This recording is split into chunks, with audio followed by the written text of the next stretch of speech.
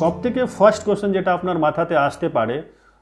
R you the ideal candidate for total knee replacement, বা আপনার বাড়ির আপনার মা বাবা ওনার কি সত্যি টোটাল নি রিপ্লেসমেন্ট লাগবে?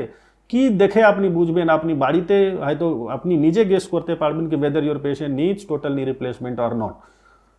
আমি খুব সিম্পল ল্যাঙ্গুয়েজে বলছি, অ্যাপার্ট ফ্রম মেডিকেল টার্মস, এত ডিগ্রি ভ্যারাস, এত ফিক্সড ফ্লেক্সন ডিফর্মিটিতে না গে, in simple terms, if your patient or if you feel that कि পেশেন্টের আদারওয়াইজ কোনো প্রবলেম নেই, otherwise patient is healthy, otherwise মানে অন্য মেডিকেল প্রবলেম সিভিয়ার কিছু নেই, অ্যান্ড জাস্ট বিকজ অফ নি problems patient is not able to perform his or her activities of daily living, like সকালে উঠে নর্মাল কাজ করা, বাড়ির কাজ করা, সোশ্যাল গ্যাদারিং, সোশ্যাল অ্যাক্টিভিটিজ করা, এগুলো হ্যাম্পার হয়ে গিয়ে থাকলে শুধু হাঁটুর প্রবলেম জন্য আদারওয়াইজ হেলদি পেশেন্ট বা আদারওয়াইজ ওকে পেশেন্ট, তাহলে আমরা বলি this is the indication for knee replacement. মানে টু বি ভেরি সিম্পল, আপনার সাপোজ কোনো পেশেন্টে হাঁটুর সিভিয়ার প্রবলেম আছে, হাঁটাচলা করতে অসুবিধা হচ্ছে, অ্যাট দ্য সেম টাইম স্পাইনে প্রবলেম আছে, স্পাইন থেকে নার্ভে সিভিয়ার টান ধরছে, পায়ে সবসময় জিজি করছে, অ্যাঙ্কল জয়েন্ট ড্যামেজ হয়ে গেছে, শোল্ডার ড্যামেজ হয়ে গেছে, বা পেশেন্ট খুব বেশি মোবিলিটি নেই, বয়স অনেক বেশি হয়ে গেছে, এজ রিলেটেড কোমরবিডিটিজ বা আদার মেডিকেল কোমরবিডিটিজ আছে, ইন দ্যাট কন্ডিশন আপনি বুঝতেই পারছেন that he or she is not the ideal case of knee replacement.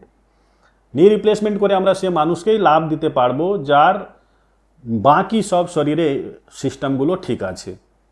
অনেক সময় অনেক পেশেন্ট আসে, পেশেন্টকে হুইল চেয়ারে নিয়ে আমরা আমি অনেকবার পেয়েছি, এখনও রেগুলারই পাই, হুইল চেয়ারে পেশেন্ট এসছে, পেশেন্ট বাড়ির লোক বলছে স্যার আমার পেশেন্ট 6 মাস ধরে হাঁটতে পারিনি হাঁটুর প্রবলেম জন্য, কোমরে ব্যথা আছে বা ছোটোখাটো আর প্রবলেম আছে, আপনি নি রিপ্লেসমেন্ট করে দিন। No, that patient is not the ideal candidate for knee replacement, because 6 মাস যে পেশেন্ট হাঁটেনি সে পেশেন্টের নি রিপ্লেসমেন্ট করে সঙ্গে সঙ্গে আমি কত লাভ দিতে পারবো আই এম নট শিওর। তার মানে নি রিপ্লেসমেন্ট করার আগে পেশেন্টের হাঁটুর যে মাসলসগুলো আছে that should be healthy and that should be strong enough কি নি রিপ্লেসমেন্টের পর রিহ্যাবিলিটেশন করে পেশেন্টকে আবার ব্যাক টু ফিট আমরা করতে পারবো। নাম্বার 1 হচ্ছে patient should be medically fit, or পেশেন্টের একটা মেজর অপারেশন নেওয়ার মতন ক্ষমতা থাকতে হবে শরীরে। নাম্বার 2 হচ্ছে patient should B motivated also, কি পেশেন্টকে জানতে হবে কি আমি নি রিপ্লেসমেন্ট পর অপারেশনে আগে